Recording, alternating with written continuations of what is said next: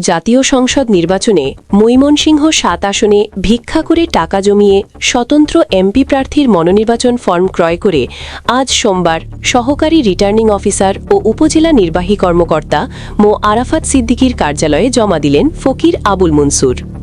স্বতন্ত্র এমপি প্রার্থী আবুল মনসুর ফকির বলেন, আমি উপজেলার বৈলর ইউনিয়নের মঠবাড়ি এলাকার মরহুম চান মিয়ার ছেলে। মানুষের আর্থিক সহযোগিতায় চলছে আমার সংসার। এখন আমার বয়স হয়েছে ৭১, শরীর দুর্বল হয়ে আসছে, তাই ভিক্ষা করে সংসার চালাই। তিনি আরও বলেন, অনেক দিন ধরেই নির্বাচনের চিন্তা করে আমি মানুষের দুয়ারে দুয়ারে ঘুরেছি। সাধারণ ভোটাররা আমাকে সমর্থন দিয়েছে, তাই আমি স্বতন্ত্র এমপি পদে মনোনির্বাচন জমা দিয়েছি।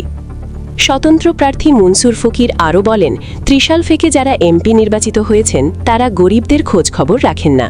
যদি এমপি নির্বাচিত হই তাহলে গরিবদের পাশে থেকে তাদের কাজ করে দেব। ফকির মনসুরের স্বতন্ত্র এমপি প্রার্থীর মনোনির্বাচন ফর্ম জমা দেওয়ায় উপজেলার সর্বোচ্চই ব্যাপক আলোচনার ঝড় উঠেছে।